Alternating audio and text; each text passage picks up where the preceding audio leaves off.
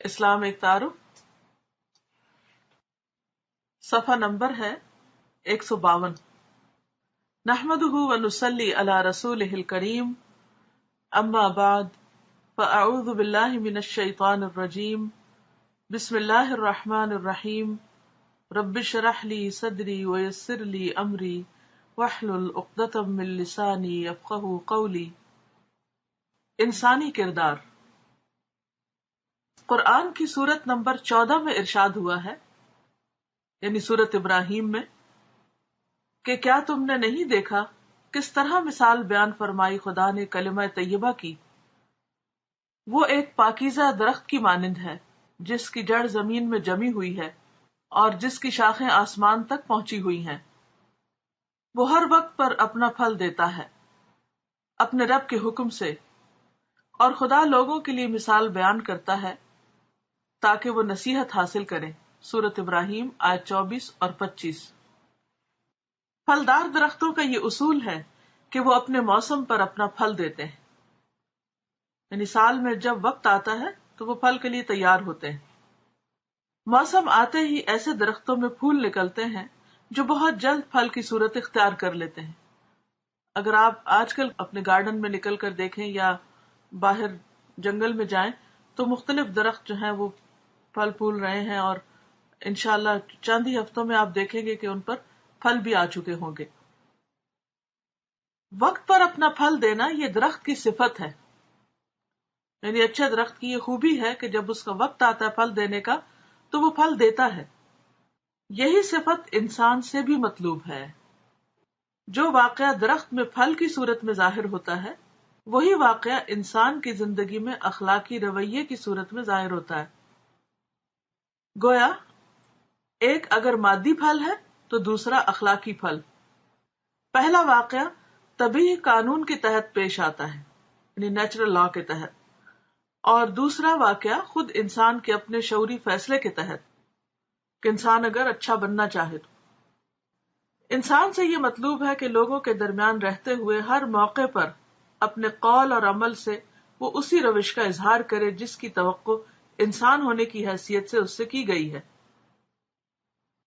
یعنی انسان سے کیا مطالبہ ہے کہ جب وہ لوگوں کے ساتھ معاملہ کرے تو ہر موقع پر اپنے قول اور فعل سے وہی کرے جو اس کو کرنا چاہیے، جو ایک انسان سے یا ایک اچھے انسان سے جس کی توقع کی جاتی ہے، جو اس سے ایکسپیکٹیشن ہوتی ہے۔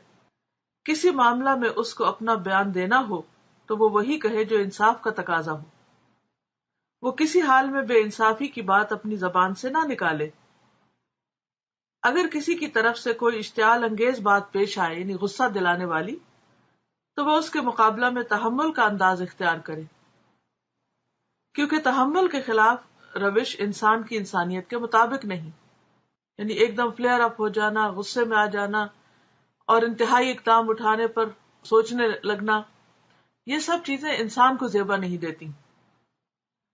اس کا یہی انداز عملی معاملات میں بھی ہو۔ وہ جب بھی لوگوں کے درمیان کوئی عمل کرے تو پہلے یہ سوچ لے کہ اس کا یہ عمل اس کے انسان ہونے کی حیثیت کے مطابق ہے یا اس کے مطابق نہیں۔ یعنی جب وہ کوئی بات کرنے لگے، جب کوئی معاملہ کرنے لگے تو ضرور یہ سوچے کہ جو کچھ وہ کرنے جا رہا ہے کیا واقعی یہی انسانیت کا تقاضا ہے، اسے ایسا ہی کرنا چاہیے، یہی اس کے مناسب حال ہے۔ وہ جب ایک راستے پر چلے تو وہ دوسروں کو بھی راستہ دے رہا ہو۔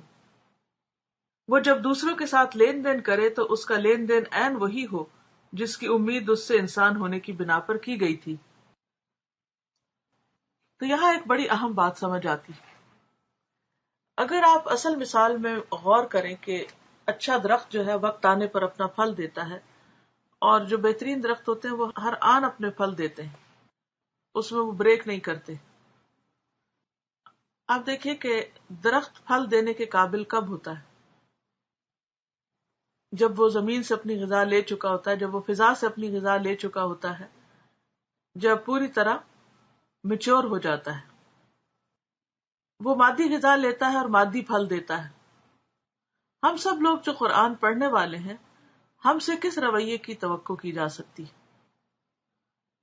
ہم مختلف ذرائع سے علم حاصل کرتے رہتے ہیں، مختلف استادوں سے سیکھتے ہیں، مختلف طریقے سے ہم اپنے علم میں اضافہ کرتے ہیں، تو پھر ہم سے بھی کیا توقع کی جانی چاہیے؟ ہم سے بھی یہ توقع ہونی چاہیے کہ ہم بھی پھر جب ساری غذا لے چکے تو دوسروں کو بھی دیں، دوسروں کے ساتھ شیئر کریں.